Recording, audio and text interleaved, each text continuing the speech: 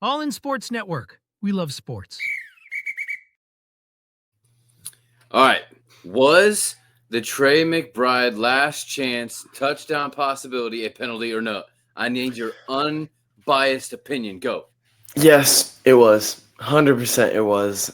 Oh, I looked at that. I was like, okay, thank the Lord they didn't throw a penalty. And then I saw the replay. I was like, that was definitely a penalty, though.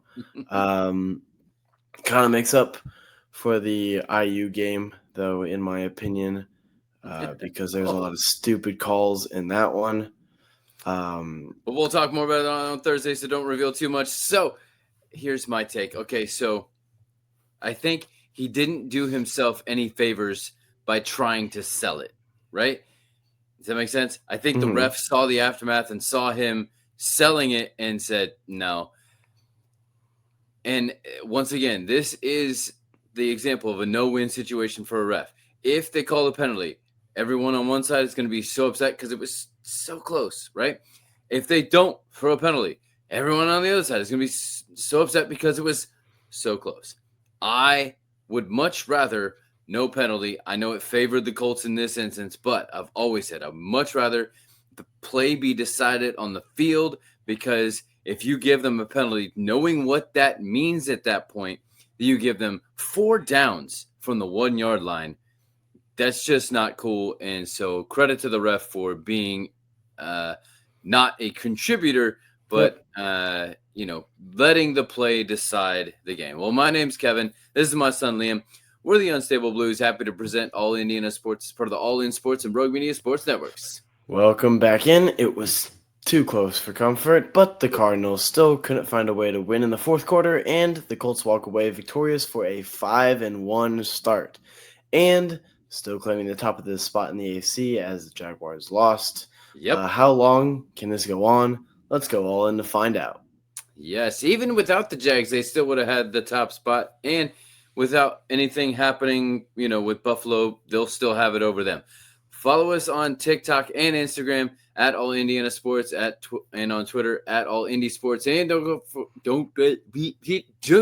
not forget to like and subscribe on YouTube or wherever you get your podcasts. Yep, the 2 injuries, funny enough, happened before the game in warmups. Yes. There's AR. You text me. You said he's so fragile. Yes. Yeah, so apparently it was an eye injury. So he was working with the bands and flicked himself in the eye, I guess. Well, I saw that, and then I saw that there was some fracture that he had. Shane commented, said there was some fracture that he had or something like that. Shoot. Don't know where it was. Don't remember. And then the other injury is Charvarius Ward. Did you see what happened? Yeah, he is concussed. He got knocked out. A lot worse than just that. So I would imagine he'd probably be out for a bit more, probably longer than a week. He's in protocol. I mean, obviously the concussion in the protocol, and so as we talk about all the time with these things, like the head injuries are just so much different than any other thing. You cannot put a timetable on it. You'll be back whenever you can. And you're talking about nerves and brain, and so it all heals differently at different paces. So you can't rush it. You just got to let it be what it is. And it all comes down, all of these things come down to good training. You can't do much about what that was, but you can do a lot about helping your dog to be trained right with healthy treats from Farm Hounds. That's what we love at Country Mountain Dogs. You can click the link in the description for more on that. Time to get into the narrative. All right, let's get it. Tyler Warren led the way for an opening drive touchdown. Yes, they won the toss, and they elected to go get the ball first. Like you said, congratulations, sir. Thank you. If Underdog has something on that, boop, boop, put that in. Follow that man's advice. All right, there are, after a 3-and-out for each team, Bam Knight scored a touchdown for the Cardinals. Yep, the teams traded 3-and-outs again, and then they traded interceptions as well. Wow. The Colts then turned that turnover into a Daniel Jones touchdown run after a couple big Jonathan Taylor runs. Yep, the Cardinals only managed a field goal after a 13-play drive. That's kind of a killer. Yes, neither team could manage late half scores, which led to a halftime score of 14-10 in favor of the Colts. Yep, the second half saw a drop off in defense as McBride scored a touchdown for the Cardinals. And then the Colts, Michael Badgley hit his first field goal since 2023. Yep, then Greg Dortch caught a 12-yard touchdown for the Cards. And then Josh first downs turned into Josh touchdowns after a 26-yard Alec Pierce catch. Yeah, the Cardinals hit a field goal before Pierce did it again with a 22-yarder and a couple good Taylor runs, setting up a go-ahead touchdown, which was executed by JT. I believe this Pierce catch was whenever he was running across the field and it was behind him, but it had to be behind him. Yep. I saw that throw. I said, okay.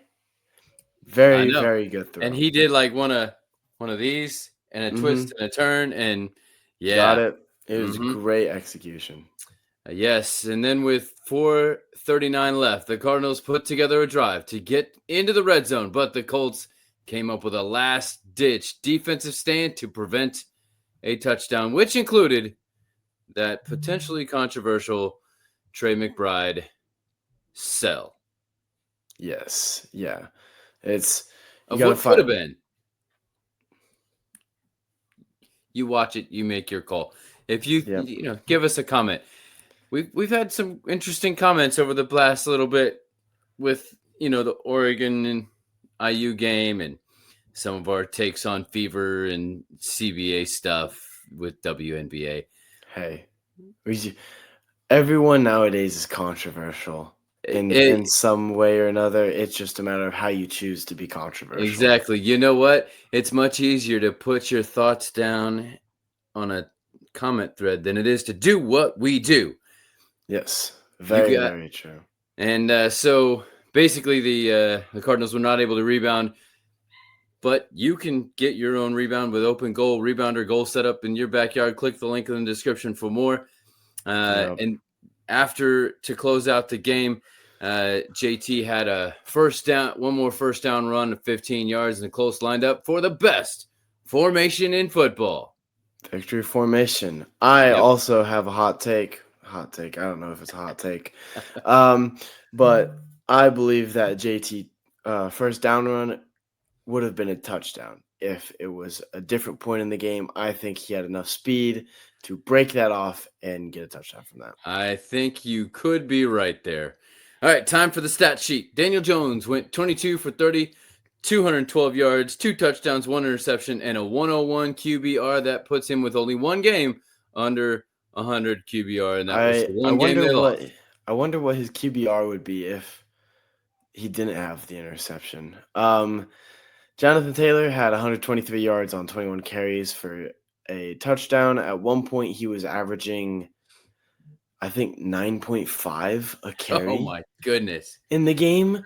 And I was like, because early on, he had like 9 rushes for 63 yards. I'm like, okay, that's only 9. You're averaging 7.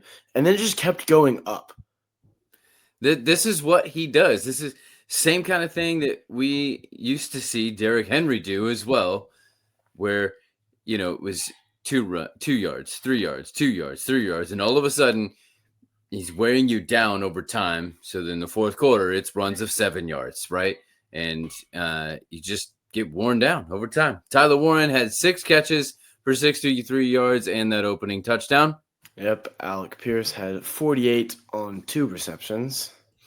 And Josh First Downs had 6 grabs for 42 yards and that touchdown there toward the end.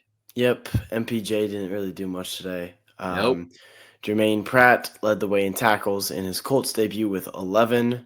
Zaire Franklin had 9, and Kwity Paye had 2 sacks. Yes, the only 2 of the game. 3 on the year now. Yep, so that's correct. Yep.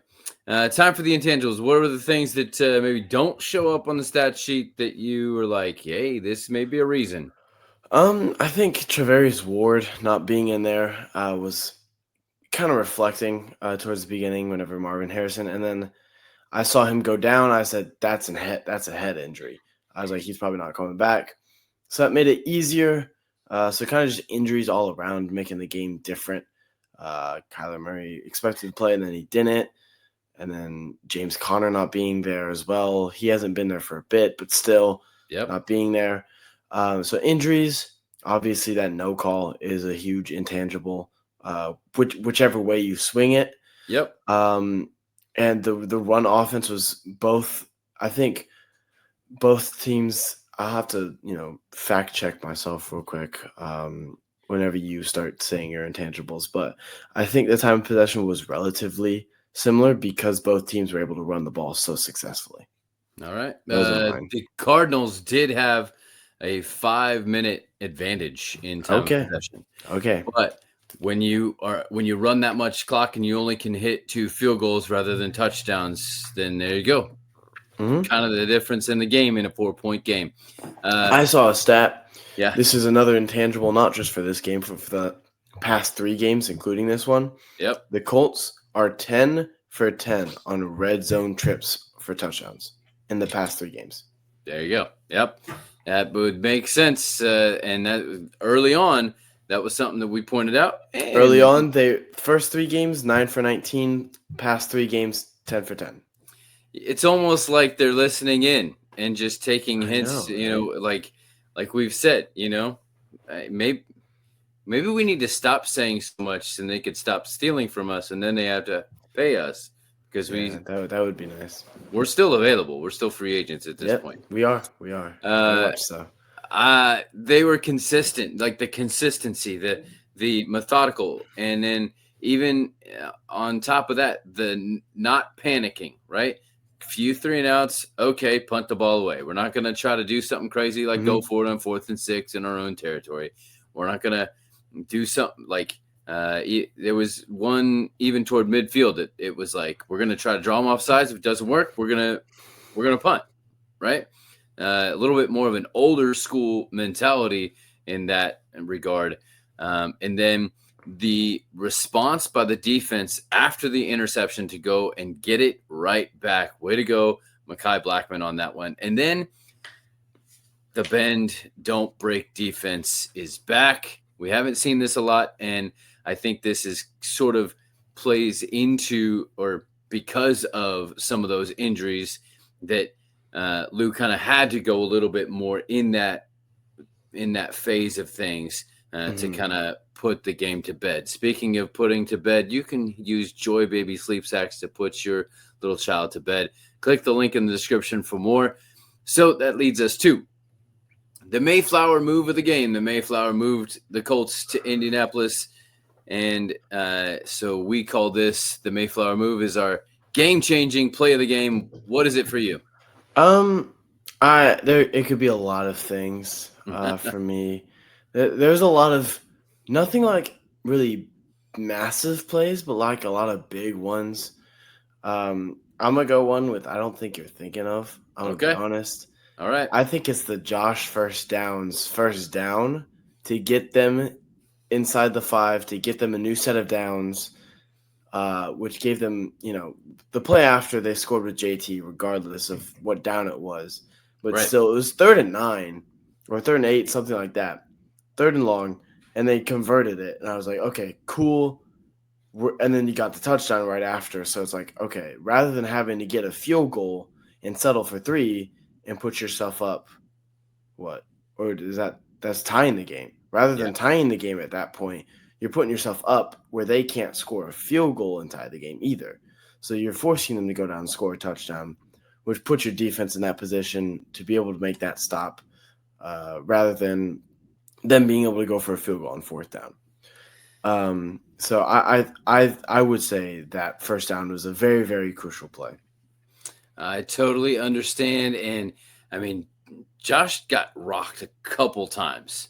Like his touchdown, I thought that should have been a flag. I thought that wasn't really necessary, but at the end of the day, you could have jarred the ball loose and they could have ruled an incompletion. Okay, that's fine. I thought there was another play earlier that he got rocked. A late hit, helmet to helmet. Thought both could have been a penalty, but welcome to playing for an Indianapolis team. You don't get the calls no matter what. We see it time and time again. Small markets do not get the calls. Pacers, It's- Colts, IU, whatever it It's is. part of playing the game. You just can't put it in the hands of the referees because you will not survive. I have that Alec Pierce 22-yard catch with 8:45 left in the fourth quarter on 2nd and 10 that you mentioned. It led to the go-ahead Jonathan Taylor touchdown, and it led to your play too, I think. So all of those things combined, that was the drive. All of those plays working together to go ahead. I saw the red zone at the end of red zone. They showed the touchdowns and they showed the top 5 plays of the day and the best drive of the day. The best drive of the day was that last go-ahead touchdown by the Colts. Of course it was. I mean, when it's a go-ahead, that late in the game, and to put it away, then there you go. That's it. All right. Yeah. So I think you had Jonathan Taylor as your player to watch. I can't remember who I had. We had a few things on Underdog. So this is our Underdog star of the game, brought to you by Underdog. Let's take a look at this. Football's back, and Underdog is the best place to make picks and win money all season long. Playing on Underdog is easy. Just pick whether your favorite players will go higher or lower on stats like touchdowns, receiving yards, interceptions, and more. Get your picks right, and you could win up to 5,000 times your cash. You can play with as little as $1. Download the app today and sign up with promo code COLTS to score $50 in bonus funds when you play your first $5. That's promo code COLTS. Millions of fans have already won billions making picks on Underdog. Will you be next? Underdog, make picks, win money. Must be 18 and up, 19 and up in Alabama, Nebraska, 19 and up, and in Colorado for some games, 21 and up in Arizona, Massachusetts, and Virginia, and must be present in a state where Underdog Fantasy operates. Terms apply. Offer not valid in Maryland, Michigan, Ohio, and Pennsylvania. Concerned with your play? Call 1-800-GAMBLER or visit www.ncpgambling.org. In New York, call the 24/7 HOPE line at 1-877-8-HOPE-NY or text HOPE-NY. That's 467-369. I think I know where you're going with your Underdog Fantasy start of the game. So I'm going to give you mine first. Okay. I have Tyler Warren as my star of the game. I know, and I'll give it to you this way. I think I know where you're headed. So this is why I did it. The Shane Steichen philosophy is throw to score, run to win. And so without Tyler Warren doing what he did on the first drive, mostly, then it doesn't unlock the ability of Pierce across the middle and Downs doing all the things that he did and the opening up of space for Jonathan Taylor in the run game, because now they got to pay extra special attention, because it's one thing to know it. It's another thing to see it with Tyler Warren and all the things that he can do, even though you would think that Cardinals defense would have been able to simulate that with Trey McBride on the other side. Mm-hmm. But like I said, Tyler Warren was the better tight end in the game, even if the statistics don't prove it, because of what they had to do defensively to compensate for him after that first drive. Yeah. Who's yours? You know it. It's JT. How is it not JT? You're averaging what? He had how many carries? 20, 21? 21, 123 divided by 21 is? You're averaging 5.9 a carry.